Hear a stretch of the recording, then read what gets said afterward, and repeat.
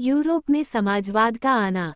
समाज के पुनर्गठन की संभवतः सबसे दूरगामी दृष्टि प्रदान करने वाली विचारधारा समाजवाद ही थी।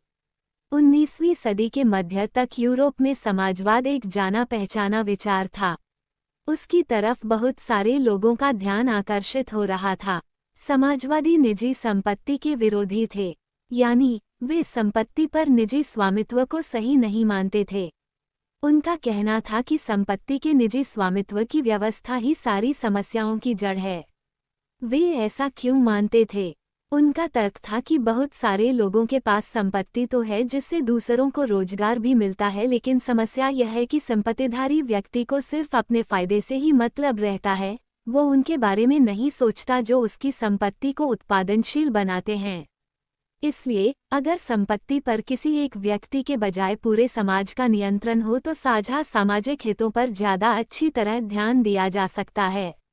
समाजवादी इस तरह का बदलाव चाहते थे और इसके लिए उन्होंने बड़े पैमाने पर अभियान चलाया। कोई समाज संपत्ति के बिना कैसे चल सकता है? समाजवादी समाज का आधार क्या होगा? समाजवादियों के पास भविष्य की एक बिल्कुल भिन्न दृष्टि थी। कुछ समाजवादियों को कोऑपरेटिव यानी सामूहिक उद्यम के विचार में दिलचस्पी थी।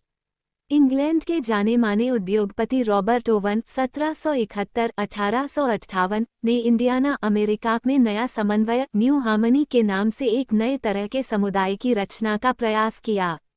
कुछ समाजवादी मानते थे कि केवल व्यक्तिगत पहलकदमी से बहुत बड़े सामूहिक खेत नहीं बनाए जा सकते।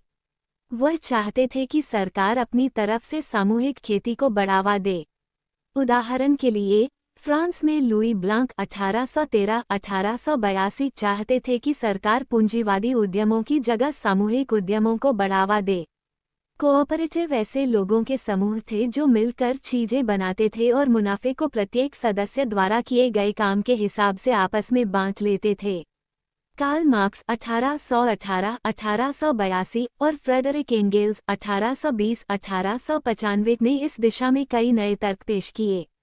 मार्क्स का विचार था कि औद्योगिक समाज पूंजीवादी समाज है। फैक्ट्रियों में लगी पूंजी पर पूंजीपतियों का स्वामित्व है और पूंजीपतियों का मुनाफा मजदूरों की मेहनत से पैदा होता है। मार्क्स का निष्कर्ष था कि जब तक निजी पूंजीपति इसी तरह मुनाफे का संचय करते जाएंगे तब तक मजदूरों की स्थिति में सुधार नहीं हो सकता। अपनी स्थिति में सुधार लाने के लिए मजदूरों को पूंजीवाद व निजी संपत्ति पर आधारित शासन को उखाड़ फेंकना होगा।